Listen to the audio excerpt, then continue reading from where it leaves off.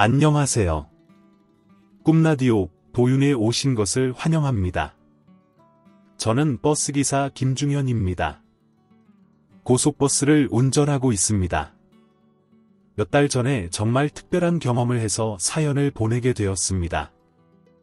이번 기회를 통해 세상에는 정말 좋은 사람이 많다는 것을 알게 되었습니다. 그리고 저도 그런 좋은 사람이 되어보자고 마음먹게 되었습니다.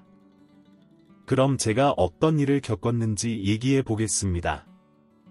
저희 집은 증조할아버지 때부터 장사를 했던 집안입니다. 증조할아버지는 제가 태어나기 전에 돌아가셔서 잘은 모르지만 저희 할아버지 할머니도 오래 장사를 하셨습니다. 제 고향은 대구입니다. 대구에 있는 시장에서 조부모님은 국밥을 팔았습니다. 할아버지는 제가 태어난 지 얼마 안 되어 돌아가셔서 기억이 잘 나지 않습니다. 하지만 할머니는 아주 선명하게 기억이 납니다. 할아버지가 돌아가신 후에도 혼자 장사를 하셨습니다. 할머니뿐만 아니라 저희 부모님도 장사를 하셨습니다. 처음부터는 아니고 원래 저희 아버지는 회사에 다니셨습니다. 할머니와 같은 시장에서 생선가게를 하시던 분이 바로 저희 친할머니이십니다. 할머니들께서 어머니와 아버지를 연결해 주셨죠. 할머니 말씀이 회사 다니는 아버지가 신기하고 마음에 드셨다고 하셨습니다. 장사라는 게 언제 어떻게 될지 모르는데 안정적인 직장을 다니는 사람이 한 명쯤 있는 게 좋다고 생각하셨답니다. 하지만 아버지는 제가 5살 때 직장을 그만두게 되셨습니다. 할머니가 다치는 사고가 났기 때문입니다. 벌써 50년 전 일인데 아직도 그때가 기억납니다. 엄마 왜 여기 누워 계셔요? 어머니와 놀이터에서 놀았는지 저녁을 먹었는지 기억나지 않지만 아무튼 6시쯤 집에 갔는데 할머니가 현관문을 활짝 열어두고 신발장과 거실에 걸쳐서 누워 계셨습니다. 넘어진 것처럼 보였습니다. 어머니와 저는 급히 뛰어갔는데 할머니는 말도 제대로 못하시고 아파하고 계셨습니다. 어머니는 곧바로 옆집 아저씨에게 도움을 청했고 아저씨 차를 타고 할머니는 병원에 갔습니다. 할머니는 장사하다가 은행 보리를 보러 일찍 장사를 마치시고 통장을 챙기러 집에 가셨다고 했습니다. 그런데 집에 들어가시다가 신발장과 거실 사이에 있는 턱에 발이 걸려 넘어지셨는데 몸을 일으킬 수 없으셨다고 하셨습니다. 병원에서 검사 결과 갈비뼈 하나가 부러지고 하나는 금이 갔다고 했습니다.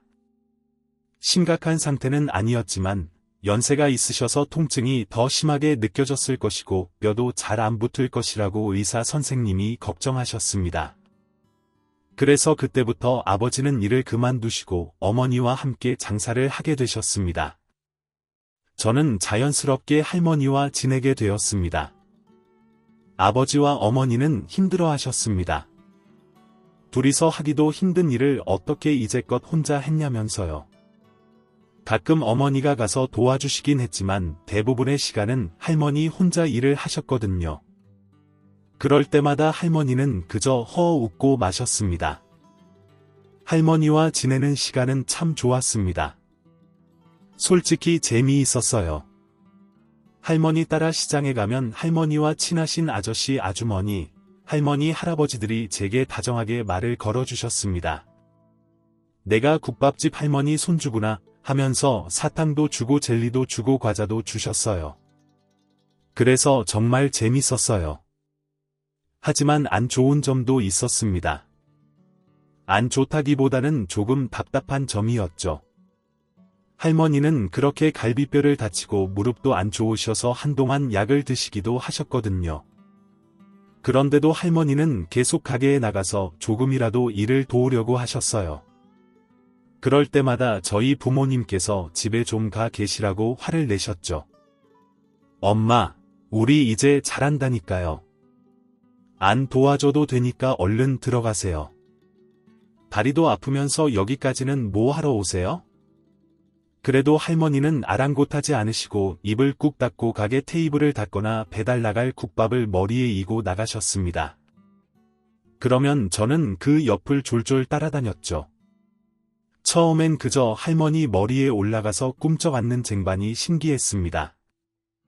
하지만 점점 할머니가 이해되지 않았습니다. 할머니, 엄마랑 아빠가 가게에 오지 말라고 하시는데 왜 자꾸 가요? 할머니 허리도 아프고 무릎도 아픈데 안 힘들어요? 우리 중현이 그게 궁금했구나. 힘들지. 안 쓰는 데가 없어서 잠자고 일어나는 것도 힘든데 여기까지 오는 게 안 힘들겠어. 그런데 자꾸자꾸 발이 움직이고 몸이 움직이는 거야. 네? 그게 무슨 말이에요? 할머니가 이 가게에서 평생을 보내서 그냥 몸이 움직이는 거야. 중현이도 크면 알게 될 거야. 어렸던 저는 그게 무슨 말인지 하나도 이해할 수 없었습니다. 단지 그런 말씀을 하면서도 꼿꼿하게 목에 힘을 주고 머리에 쟁반을 올려둔 할머니가 대단하다고 생각했습니다. 할머니와 저의 애틋한 사이는 제가 중학생이 되어서도 여전했습니다. 돌이켜보면 저는 중학생 때 딱히 사춘기가 없었던 것 같습니다. 부모님과도 할머니와도 언제나 사이가 좋았습니다. 그랬기에 더욱 그 시절이 아련하네요. 아무튼 중학생이 되어서도 집에 할머니랑 둘이 있는 시간이 많았습니다. 그때 할머니 연세가 거의 80이 가까운 나이셨거든요. 저희 어머니가 그 시절에 보기 드문 굉장한 늦둥이셔서요. 몸이 성한 곳이 없으셨을 텐데도 할머니는 꾸준히 가게에 나가셨습니다. 어느 순간부터는 부모님도 두 손 두 발 다 드셨더라고요. 할머니는 80이 가까운 연세에도 뜨겁고 무거운 뚝배기에 든 국밥 쟁반을 머리에 이고 다니셨어요. 요즘 같았으면 세상에 이런 일이 나올 법한 일이었죠. 하나도 아니고 몇 개씩을 이고 다니셨으니까요. 세월이 흘러 할머니의 걸음이 많이 느려진 것 말고는 변한 것이 없었습니다. 저는 학교가 끝나면 곧장 집에 가지 않고 가게에 가서 일손을 돕거나 공부를 하거나 할머니를 따라 배달을 가곤 했습니다. 그런데 어느 날 가게에 갔더니 마침 할머니께서 배달을 가려던 참이셨습니다. 할머니, 오랜만에 같이 나갈까요? 저랑 나눠 들어요. 아이고 우리 손주, 예쁜 교복 다 상할라. 이건 할미가 할게. 괜찮아요. 같이 해요. 그렇게 할머니와 배달 나갈 국밥을 두 쟁반씩 나눠 들고 나갔습니다. 그맘때 한창 시장에는 골칫거리가 있었습니다. 바로 자전거를 타고 돌아다니는 꼬맹이들이었습니다. 초등학교 고학년쯤 되는 애들이 자전거를 타고 시장 이곳저곳을 누비고 다녀서 다들 화가 단단히 나 있는 상황이었습니다. 가뜩이나 좁은 골목을 쌩쌩 달리니 당장 무슨 일이 나도 이상하지 않았습니다. 그런데 하필이면 그 무슨 일이 저희 할머니에게 일어나고 말았습니다. 할머니와 재미있게 대화를 나누며 배달을 가고 있는데 어김없이 그 녀석들이 나타났습니다. 바보 같게도 제가 할머니와 얘기를 나누느라 눈치를 못 챘습니다. 빠르게 나타난 녀석들은 느릿한 저희 할머니를 빠르고 세게 치고 지나갔습니다. 정말 한순간에 일어난 일이었습니다. 할머니는 머리 위에 올려두었던 쟁반을 놓치며 넘어지셨습니다. 국밥을 담은 뚝배기가 깨지고 국밥 국물이 여기저기로 흩어졌습니다. 주변 가게분들과 지나가시던 손님들이 할머니를 에워쌌고 할머니는 그 자리에서 일어나지 못하시고 꼼짝없이 누워 계셨습니다. 누군가 119에 전화를 해주어서 구급대원이 왔고 주황색 들것 같은 것에 할머니를 눕혔습니다. 그 사이에 어떻게 알고 온 건지 어머니가 오셨고 어머니와 할머니는 그대로 구급차를 타고 병원에 가셨습니다. 제가 할머니를 지키지 못했다는 죄책감이 들었습니다. 집에 가서 밤새 잠을 한숨도 못 잤습니다. 어머니는 다음날 아침이 되어서야 집에 돌아오셨습니다. 엄마, 할머니는요? 많이 안 좋으신 것 같아. 당분간 입원하셔야 할 것 같다네. 할머니는 허리를 많이 다치신 건지 아예 거동조차 할 수 없으셨습니다. 그날부터 저희 하루 일과는 전과 좀 달라졌습니다. 학교가 끝나면 가게도 집도 아닌 할머니 병원으로 향했습니다. 할머니랑 이런저런 대화도 나누고 옆에서 공부도 했습니다. 할머니께 드리려고 난생 처음 과일도 깎아봤습니다. 하지만 할머니는 잘 드시지 못하셨습니다. 힘이 드시는지 말씀도 전만큼 잘 못하셨고 하루하루 말라가는 게 눈에 보였습니다. 시간을 되돌릴 수만 있다면 그날 시장으로 돌리고 싶은 마음이었습니다. 제가 할머니 대신 넘어지고 싶은 마음이었습니다. 하지만 시간은 거꾸로 가지 않았습니다. 흐르고 흘러 할머니가 입원하신 지 3개월이 되었을 때 결국 할머니는 저희 곁을 떠나셨습니다. 밤에 집에서 잠을 자다가 병원에서 온 전화에 부모님이랑 다 같이 헐레벌떡 뛰어나갔습니다. 하필 병원에 아무도 없을 때 할머니는 혼자 외롭게 세상을 떠나셨습니다. 그렇게 사랑하는 할머니를 보내고 시간은 흘렀습니다. 제가 아까 중학생 때 사춘기가 안 왔다고 했잖아요. 그런데 사춘기가 뒤늦게 할머니가 떠나시고 고등학생이 되어서 왔습니다. 혼자 있고 싶고 안 하던 짓도 해보고 뭐 그런 일반적인 사춘기였죠. 그 중에서도 가장 크게 달라졌던 부분은 이성에 관한 부분이었습니다. 고등학생이 되자마자 좋아하는 여자애가 생겼거든요. 전교생 중 그 여자애를 안 좋아했던 남자애는 아마 없었을 겁니다. 그 정도로 엄청 예뻤거든요. 그런데 저는 그 여자애를 좋아하다가 뜻밖의 인연을 만들게 됩니다. 그때가 아마 시험이 끝났을 때였나. 아무튼 제가 그 여자애한테 고백을 하려고 했습니다. 그래서 그 애한테 점심시간에 밥 다 먹고 잠깐 뒷문으로 나오라고 했죠. 저는 밥도 안 먹고 점심시간이 되자마자 뒷문에 가서 그 애한테 줄 선물을 들고 기다리고 있었습니다. 떨리는 마음을 진정시키면서 집에서 연습한 고백 멘트를 되뇌며 기다리고 있었는데 누군가 제 어깨를 톡톡 쳤습니다. 그 여자애구나 하고 웃으면서 돌아봤는데 웬 남자애가 서 있더라고요. 옆반 애였는데 친하지는 않은 애였습니다. 그런데 그 남자애가 다짜고짜 화를 내지 뭡니까? 야, 내가 뭔데 희라한테 고백을 해? 야, 너 뭔데? 진짜 얼굴이 불같이 빨개져서는 갑자기 달려들어 치고받고 엉망진창이 되었습니다.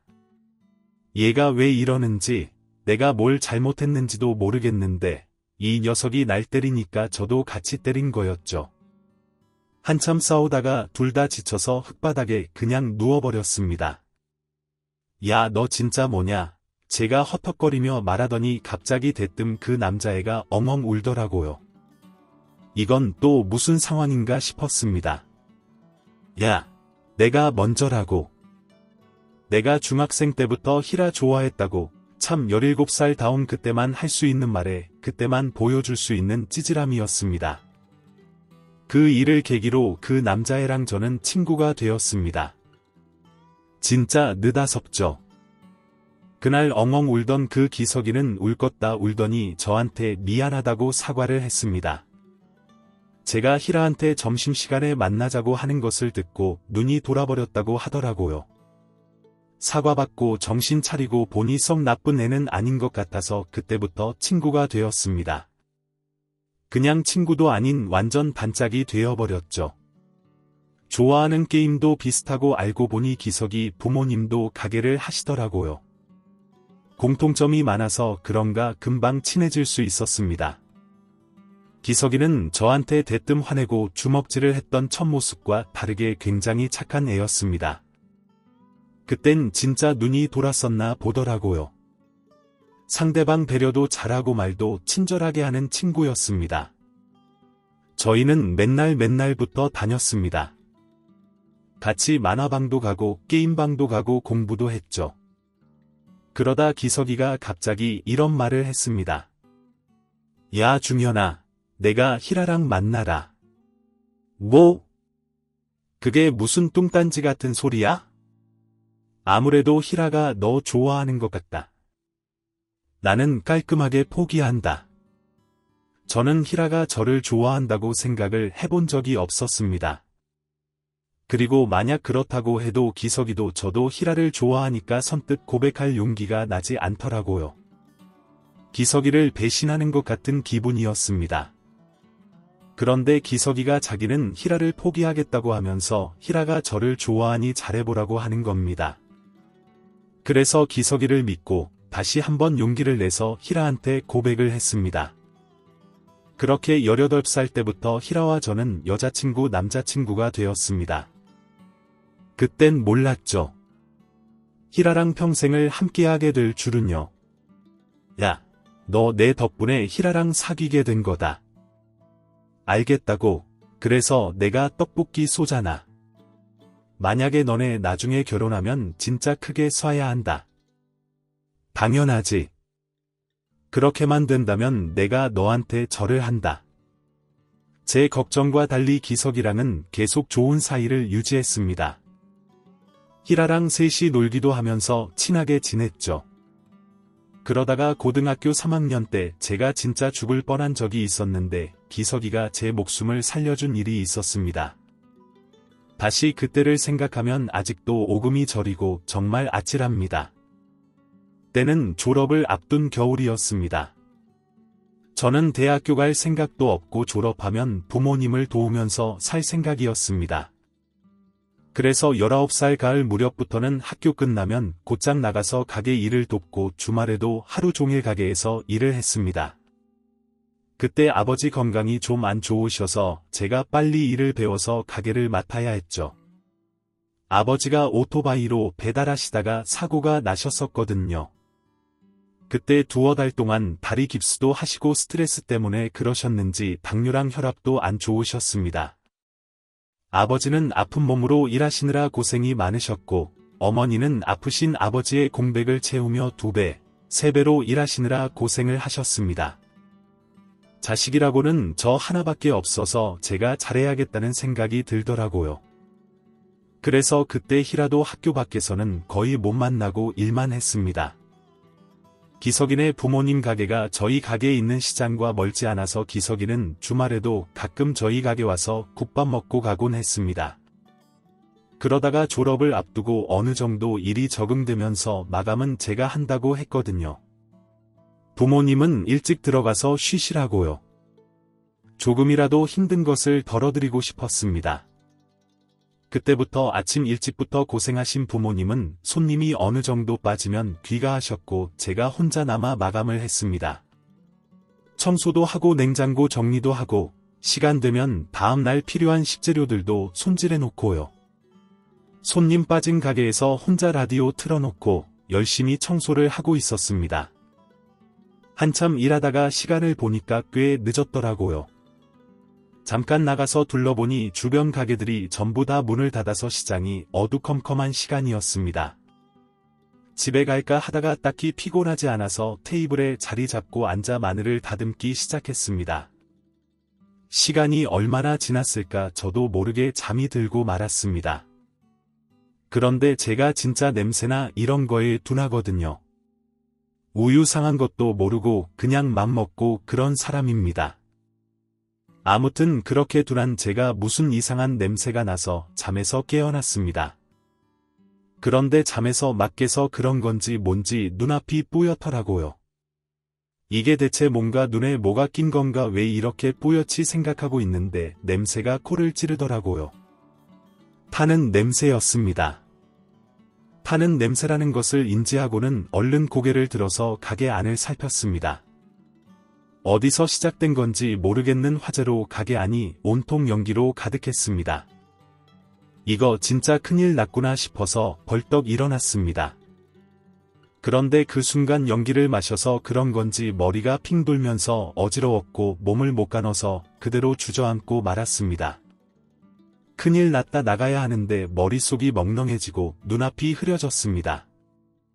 몸에 힘이 들어가지 않았고 결국 바닥에 엎드리고 말았습니다. 의식이 흐려지는 와중에 나가야 된다는 생각을 계속하면서 가게 문을 계속 쳐다봤고 의식이 완전히 사라지기 직전 가게 문이 와장창 깨지면서 익숙한 목소리가 들렸습니다. 야 김중현 정신 차려. 그리고 저는 곧바로 기절하고 말았습니다. 기절하기 전 어렴풋이 사이렌 소리를 들었던 것도 같고 아닌 것도 같고 아무튼 정신을 차리고 보니까 저는 병원에 있었습니다. 머리가 깨질 것처럼 아프더라고요. 가스를 많이 마셔서 거의 이틀 동안 저는 깨어나지 않았다고 했습니다. 어머니는 얼마나 우셨는지 수척해져 있었는데 깨어난 저를 보고 또 우셨습니다. 엄마. 그런데 내가 기절하기 전에 무슨 목소리가 들렸거든. 내가 잘못 들은 건가? 잘못 듣기는 잘 들었지. 너 진짜 큰일 날 뻔했어. 기석이한테 저래 이놈아. 기석이. 제가 기절하기 전 들었던 목소리의 주인공은 다름 아닌 기석이었습니다. 기석이는 학교가 끝나고 게임방에 가서 혼자 게임을 했답니다. 그러다가 너무 심심해서 저를 만나러 저희 집에 갔대요. 그런데 집에 저희 부모님만 계시고 저는 가게에 있다고 하니 기석이는 그냥 다시 게임방에 갔답니다. 한참 게임을 하다 보니까 어두워진 밤이었고 그냥 집에 가려던 참이었답니다. 그런데 왠지 제가 가게에 계속 있을 것 같은 느낌이 들었다는 겁니다. 그래서 저한테 가봐야 할 것 같았다더라고요. 그렇게 설렁설렁 시장으로 들어서는데 시장 입구서부터 구수한 냄새가 나는 것을 느꼈답니다. 기석이가 진짜 개코거든요. 이게 무슨 냄새인가 하다가 저희 가게에 있는 쪽이 연기에 휩싸인 것을 발견했고 냅다 뛰어서 저희 가게로 온 기석이가 주변에 보이는 벽돌을 들고 저희 가게 문을 깨버렸다는 겁니다. 그 안에 쓰러져 있는 저를 발견했고 저를 질질 끌고 시장 입구까지 갔다더라고요. 마침 근처를 지나던 경찰 아저씨들이 인근 소방서에 연락을 해주고 저랑 기석이를 태우고 응급실로 갔다는 거. 그러니까 결론은 기석이가 제 생명을 구해준 것이었습니다. 진짜 기석이가 아니었으면 아마 저는 연기를 많이 먹어서 죽었을지도 모릅니다. 저는 병문안을 온 기석이를 붙잡고 진짜 고맙다고 너 아니었으면 죽었을 거라고 펑펑 울면서 얘기를 했습니다. 기석이는 사실 우리가 전생에 쌍둥이가 아니었냐며 저한테 얼른 가야 할 것 같은 느낌이 들었다고 하더라고요. 진짜 신기한 일이 아닐 수 없었습니다. 저는 별다른 문제 없이 잘 퇴원을 했습니다. 하지만 엉망이 된 저희 가게는 엄청난 문제였죠. 화재는 바로 옆에 있던 떡볶이 가게에서 일어난 것이었습니다. 과열로 전기가 터진 건지 뭔지는 잘 모르겠지만 떡볶이집 주방부터 시작한 불길이 저희 가게까지 번졌고 저희 가게 한쪽 벽과 주방은 온통 시커멓게 타버렸습니다. 이게 불길이 직접 닿지 않아도 그 열이랑 연기가 진짜 무서운 거더라고요. 주방 냉장고가 다행히 터지진 않았지만 전기가 나가면서 아예 고장 나버려서 사용할 수도 없었고 그 안에 있던 식재료들도 모두 버려야 했습니다.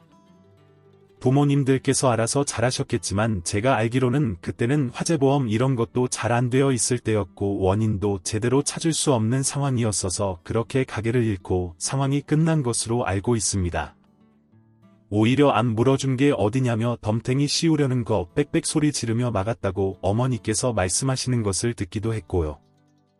어쨌든 그렇게 가게를 잃은 저희 가족은 줄지에 바닥에 나앉게 생겼습니다. 오랜 시간 장사를 하시던 아버지 어머니가 직장을 구하기도 어려운 상황이었고요. 결국 저희 가족은 서울로 올라오게 됩니다. 서울에서 외삼촌이 갈비탕집을 하고 계셨거든요. 가게 일자리야 만들면 되는 거라고 당장 올라오라고 하셨습니다. 사실 그때 저희 집 상황이 많이 안 좋았습니다. 별다른 방법이 없어서 저희 가족은 서울로 향했습니다. 그때 희라랑 부둥켜 안고 정말 펑펑 울었습니다. 사나이는 울면 안 되는 걸 알지만 그땐 너무 슬펐거든요. 희라가 곧 대학교 발표 나오니까 서울에 있는 대학교 합격하면 서울 갈 수 있을 거라고 너무 걱정하지 말라고 했습니다. 하지만 저는 그게 확실하지 않은 거니까 너무 불안해서 울었습니다. 그리고 또 이 사나이를 울린 것은 바로 제 친구 기석이었습니다. 제 목숨을 살려준 둘도 없는 친구였는데 기석이와 헤어져야 한다니 그것 또한 마음이 아팠습니다. 중현아, 내가 서울에 가도 제일 친한 친구는 나다 알지? 당연하지 임마. 내가 나중에 꼭 서울에 초대할게. 그리고 꼭 놀러 올게. 진짜로 약속할게. 그렇게 저희는 눈물 젖은 이별을 하게 되었습니다. 서울에 간 저희 가족은 참 정신없이 살았습니다. 대구서 살던 것보다 더 작은 집에 살게 되었고 더 열심히 일하게 되었습니다. 아버지와 어머니는 외삼촌 일을 도우셨습니다. 외삼촌께서 제 자리까지 만드시기에는 무리가 있었습니다.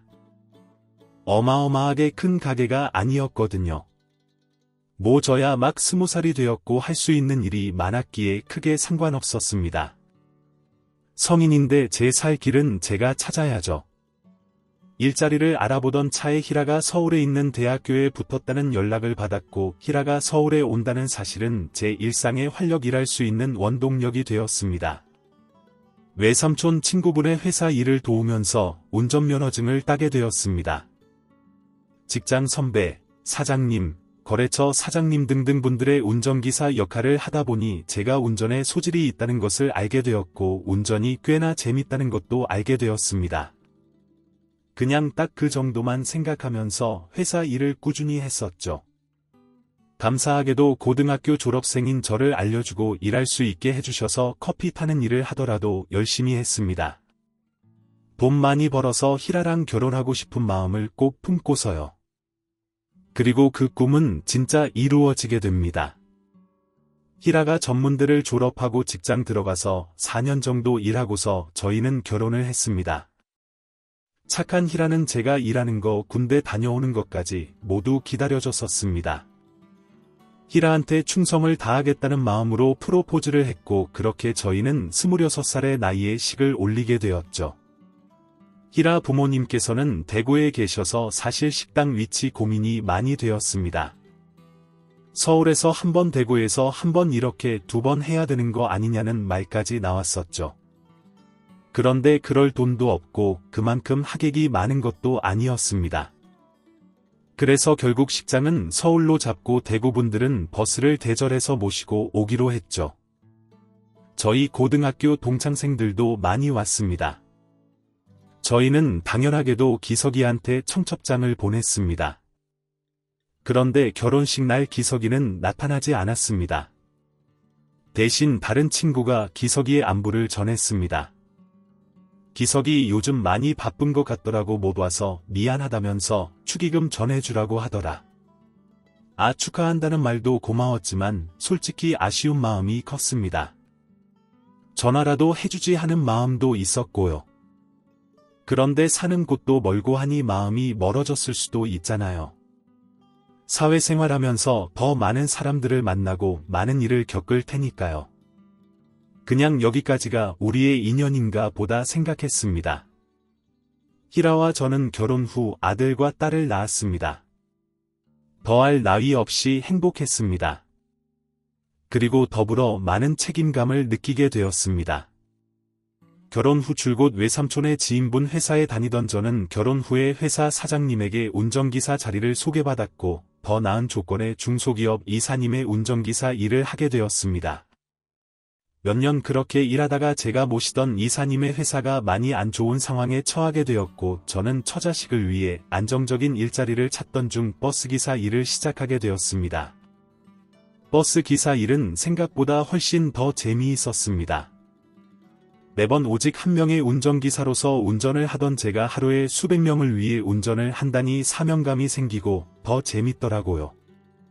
사실 힘든 일도 없지 않았습니다. 생각보다 버스 기사를 무시하는 분들이 많이 있더라고요. 그런 손님들을 보면 회의감도 느끼고 그만두고 싶은 마음도 들었지만 그와 반대로 친절한 손님들을 볼 때면 기분이 좋아서 그 기분 가지고 일했습니다. 제가 일을 하다가 작은 마을 버스를 운행한 적이 있었습니다.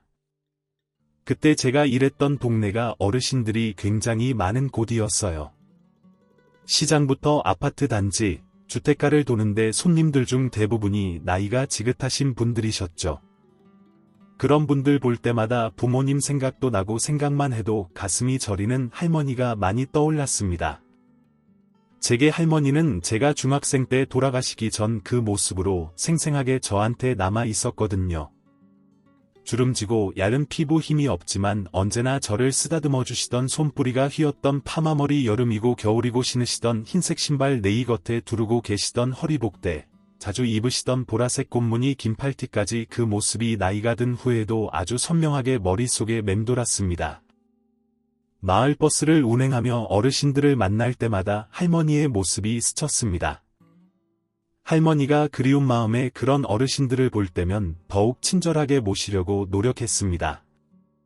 시장에서 무거운 짐을 들고 타시는 할머니가 계시면 짐도 들어서 버스 안에 옮겨드리기도 하고, 걸음이 느리신 할아버지가 타실 때까지 기다렸다가 부축해드리기도 했습니다. 마을버스는 매번 비슷한 사람들이 타기 때문에 소통하는 재미도 있어서 더욱 즐겁게 일을 했던 것 같습니다.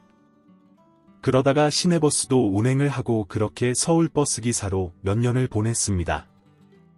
애들도 크고 제 운전 경력 조건도 맞을 때쯤 고속버스 기사가 되었습니다. 오랜 시간 먼 거리를 운전해야 한다는 단점이 있었지만 따지고 보면 일주일에 근무하는 시간은 길지 않아서 오히려 쉬는 시간이 좀 더 많았습니다. 급여는 조금 더 받을 수 있었고요. 고속버스 운전은 마을버스와는 다른 매력이 있었습니다. 마을버스처럼 매일 타시는 분들이 타시는 게 아니라서 정겨운 느낌은 없었지만 손님들이 대부분 친절하시고 운전해서 가는 길 오는 길이 고요했습니다. 초반에는 휴게소 들리는 것도 재미있어서 꽤 즐겁게 일을 할 수 있었습니다. 고속버스 운행 일에 많이 익숙해진 만 1년차 1년 반쯤 했을 때였을까요? 그때부터 대구로 가는 버스를 몰게 되었습니다. 뭔가 기분이 묘하더라고요. 제 고향으로 가는 버스를 운전한다니 감회가 새로웠습니다. 애착이 가기도 하고요. 아내도 신기해하더라고요. 아무튼 그렇게 서울에서 동대구로 가는 버스를 운행한 지 몇 달이 되었을 때였습니다. 고속버스를 타시는 손님들 중에는 여행을 가거나 고향을 가거나 며칠씩 일하러 가거나 하기 때문에 짐이 굉장히 많습니다. 그래서 그걸 버스에 실어주는 것도 운전기사인 제 몫이죠. 하루는 여느 때처럼 출발 전에 짐을 넣고 있었습니다. 보통 버스에 탈 때 표 검사를 하거든요. 근데 서울은 하도 크고 사람도 많고 복잡하니까 저희 회사에서 나온 직원이 표 검사를 할 때가 있었거든요. 그날도 직원이 차 안에서 표 검사를 하고 있었습니다. 일한 지 얼마 안 된 젊은 남자 직원이었어요. 그런데 그 직원이 차에서 내려오더니 곤란한 표정을 짓는 겁니다. 저 기사님 어쩌죠? 저는 직원을 따라서 버스 안으로 들어가 봤습니다. 버스 제일 앞자리에 한 할머니가 앉아 계시더라고요. 이 기사님 죄송합니다. 정말 죄송합니다.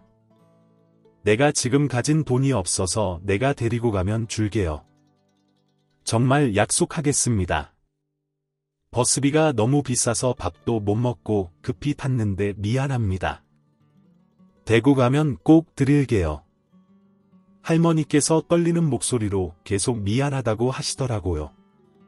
표를 안 끊고 차에 타신 거였습니다. 그런 경우들이 많지 않지만 아주 간혹 있습니다.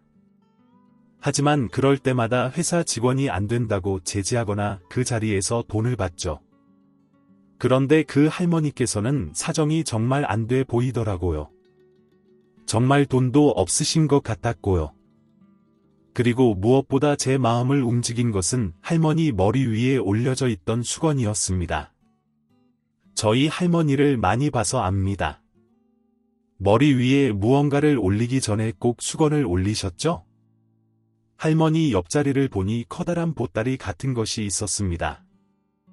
발 밑에도 뒤로 매는 가방에 검은 비닐봉지가 있었고요. 순간 저희 할머니와 겹쳐 보여 매몰차게 할머니를 대할 수가 없었습니다. 할머니 그러면 여기 맨 앞자리는 너무 위험하니까 저쪽에 가서 앉으세요. 식사도 못 하시고 어떡해요? 얼른 가서 앉으세요. 할머니 아이고 고맙습니다. 고맙습니다. 기사님 내가 대구 가서 우리 사위한테 꼭 버스값 달라고 할게요. 꼭 약속하겠습니다. 기사님 할머니께서는 눈물까지 글썽이시면서 감사의 인사를 하셨습니다. 얼른 할머니의 짐을 중간에 있는 자리까지 옮겨드리고 안전벨트 하는 법도 알려드리고서 출발을 하게 되었습니다. 그런데 운전하고 가는 내내 할머니가 하신 말씀이 계속 신경 쓰이더라고요. 식사를 못하셨다는 말씀이요. 무슨 급한 일이 있으신 걸까 걱정하면서 운전을 했습니다. 그러다가 휴게소에 도착하게 되었습니다. 저는 제일 먼저 내려서 할머니를 기다렸습니다. 할머니께서 화장실에 가시려는 참인지 느릿하게 내려오시더라고요. 저는 얼른 할머니를 모시고 휴게소 내에 있는 식당으로 갔습니다. 할머니 뭐 좋아하세요? 따뜻한 갈비탕 괜찮으세요? 아니면 비빔밥 이런 거 좋아하세요? 네, 그건 왜 아유 할머니 식사도 못 하셨다면서요? 저 배고픈데 같이 밥 한 끼 먹고 가요. 저는 얼른 할머니를 모시고 식당에 가서 따뜻한 국물이 있는 갈비탕을 시켜드렸습니다. 할머니께서는 처음에는 머뭇거리시더니 제가 앞에서 제 밥을 크게 한술 떠서 먹자. 그제서야 마음이 좀 놓이셨는지 식사를 시작하시더라고요. 할머니는 정말 배가 고프셨는지 고개도 안 들고 열심히 식사를 하셨습니다. 15분이라는 짧은 시간이었지만 돌아가신 할머니와 밥을 먹는 기분이었습니다. 빠르게 식사를 마친 할머니와 저는 차로 돌아왔습니다. 버스는 다시 출발했고 출발하고 10분쯤 지나서 룸미러를 보니 할머니께서 잠들어 계신 모습이 보였습니다. 그 이후로는 마음이 편했습니다. 그렇게 편안한 마음으로 대구로 열심히 달렸습니다. 대구에 도착하고 손님들이 모두 내린 후 할머니께서 제일 마지막으로 내렸습니다. 할머니께서는 무거운 보따리를 머리 위에 이고 위에 또 가방을 메고 검은 봉지를 주렁주렁 들고 힘겹게 내리셨죠. 기사님 여기 언제까지 있어요? 아니다, 통장 번호 알려주면 내가 우리 사위한테 돈 붙여달라고 할게요. 그런데 할머니 그 상태로 가실 수 있으시겠어요? 아이고 이래 보여도 한 개도 안 무거워요. 괜찮아요. 제가 지금 바로 안 올라가 봐도 되거든요. 사위분 댁이 어디세요? 제가 모셔다 드릴게요. 말로는 안 무겁다고 하셨지만 누가 봐도 무겁고 힘들어 보이셨거든요. 그런 할머니를 모른 척할 수가 없어서 사위가 있는 곳까지 모셔다 드리게 되었습니다. 그런데 할머니께서 말해주신 주소로 같이 대구 버스를 타고 가는데 익숙한 동네더라고요. 바로 제가 살았던 동네 근방이었습니다. 할머니 신기하네요. 저도 옛날에 여기서 살았었는데 그래요. 우리 사이가 여기 토박이라 딸내미가 열로 이사 왔어요. 그러시구나. 할머니와 함께 버스에서 내려서 걸어가는데 분명 제가 살던 동네였는데도 참 많이도 바뀌었더라고요. 부모님하고 같이 서울로 올라간 뒤로는 한 번도 대구에 내려올 일이 없어서 그때가 처음이었는데 새삼 세월이 많이 흘렀구나 싶었습니다. 익숙하면서도 어색한 동네를 걷던 중 할머니께서는 한 아파트로 들어가셨습니다. 그 아파트도 제가 대구에 살 때는 없었던 아파트였습니다. 아파트 단지에 막 들어섰는데 저 멀리서 누군가가 이쪽을 보면서 달려오며 외쳤습니다. 장모님. 할머니께서는 금세 표정이 환해지셨습니다. 저 사람이 사위구나 생각하면서 꾸벅 인사를 하고 고개를 들었습니다. 그런데 이쪽으로 점점 가까워지는 사위의 얼굴이 너무나도 낯이 익더라고요. 처음엔 어디서 본 것 같다 싶다가 점점 가까워질수록 가슴이 벌렁일 정도로 그 얼굴이 익숙했습니다.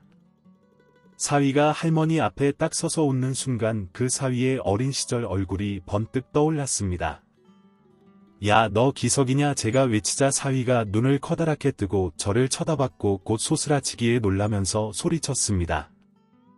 김중현이 제 고등학교 때 단짝 둘도 없던 친구 기석이가 나이 50이 되어서 제 앞에 서 있는 겁니다.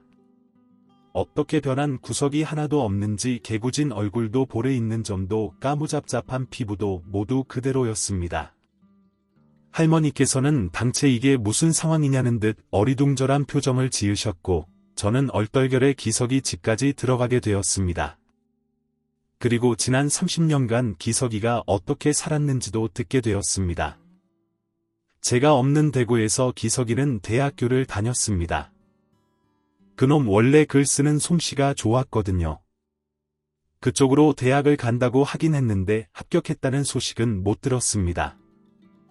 그런데 대구에 있는 대학에 합격을 했고 잘 다니던 중에 기석이 아버지가 돌아가셨답니다. 그래서 그때부터 미친 듯이 일을 했다고 하더라고요. 어머니랑 같이 가게에 일하면서 진짜 몇 년 동안 하루도 못 빼고 일을 했답니다. 그러다가 어머니 건강까지 안 좋아지고 그래서 제 결혼식에 못 왔다고 하더라고요. 상황이 너무 어려워서 전화조차 못했다고요. 전화하면 안 좋은 처지에 대한 한탄만 할 것 같아서 그냥 혼자 삭혔답니다. 그러다가 어머니까지 돌아가시고 재개발로 가게까지 잃었다고 했습니다. 어떻게든 살아야 하니까 닥치는 대로 일을 했고 그러다가 작게 포장마차를 운영하게 되었대요. 그러던 중 포장마차에 회식을 하러 자주 온 동네 초등학교 선생님들 중에 한 여성과 눈이 맞아서 연애를 하게 되었다 하더라고요. 두 사람은 결혼까지 하게 되었고 슬라의 자식도 셋이나 있다고 했습니다. 포장마차를 10년 가까이 하던 기석이는 작은 꼼장어집을 운영하고 있다고 했습니다. 서울에 혼자 계신 장모님이 내려오신다는 걸 알고 있었다고 하더라고요. 그런데 사정을 듣고 보니 기석이의 장모님께서 댁에서 나와 터미널에 오셨는데 글쎄 지갑이고 뭐고 다 놓고 와서 돈이 없던 상황이었던 겁니다. 장모님에게 저와의 일을 들은 기석이는 정말 고맙다면서 버스비와 갈비탕 값을 꺼내서 줬습니다. 그게 뭐라고 안 받으려고 했지만 기석이와 다시 만난 게 기뻐서 이 돈을 받고 이걸 빌미로 다음에 소주 한 잔이나 하자고 하려고 받았습니다. 서울로 올라오는 길 곱씹어 볼수록 신기하더라고요. 그래서 그 다음에 대구에 내려갔을 때는 제가 그날 서울에 안 와도 되는 상황이었어서 기석이네 꼼장어 집에서 같이 한잔 하게 되었습니다. 긴 세월이 지났지만 옛날로 돌아간 것처럼 즐거운 시간이었습니다. 그로부터 며칠 후 기석이한테 전화가 왔습니다. 중현아, 우리 다시 만난 거 글로 좀 써도 되냐? 글 뭐 그래라. 몇 시간 뒤 중현이가 문자로 어떤 사이트 주소를 보내주더라고요. 저희가 다시 재회한 것을 정말 글로 써서 인터넷에 올린 것이었습니다. 그땐 별 대수롭지 않게 그런가 보다 하고 말았더랬죠. 그런데 보름 뒤 터미널에 있는데 갑자기 동료 직원이 오더니 이런 말을 했습니다. 본사에서 나왔다던데 알고 있었어? 본사 왜? 글쎄다, 그건 모르겠네. 아무튼 괜히 책 잡히지 말고 잘하자고 본사에서 터미널에 나오는 일이 덜어 있어서 딱히 신경 안 쓰고 평소대로 할 일을 하고 있었습니다. 그런데 그때 갑자기 누가 저를 불렀습니다. 김중현 기사님 맞으시죠? 본사에서 터미널에 자주 나오지만 세상에 회장님이 나오는 건 처음 있는 일이었습니다. 적어도 제가 일하는 동안은 한 번도 없었거든요. 교육받을 때 봐서 얼굴은 알고 있었던 터라 입이 붙어버렸습니다. 내가 무슨 잘못했나 싶어서 가만히 있는데 참 뜬금없는 이야기를 하더라고요. 글쎄 인터넷에 올라간 글을 잘 봤다는 겁니다. 인터넷 무슨 말인가 하고 한참을 생각하고서야 기석이가 쓴 글이라는 것을 알 수 있었습니다. 회장님은 그거를 보고 감명받았다면서 저 같은 기사가 있어서 든든하다고 하더라고요. 제가 뭐 딱히 한 것도 없는데 너무 과분한 칭찬을 받는 것 같아서 머쓱했습니다. 그런데 회장님이 갑자기 품에서 봉투를 2개를 꺼내셨습니다. 휴가는 눈치 보지 말고 쓰시고 계속 열심히 일해주세요. 감사합니다. 그럼 이만 가보겠습니다. 마치고는 자리를 떠나버리셨습니다. 이게 대체 무슨 경우인가? 이건 대체 뭔가 싶어서 봉투를 열어봤습니다.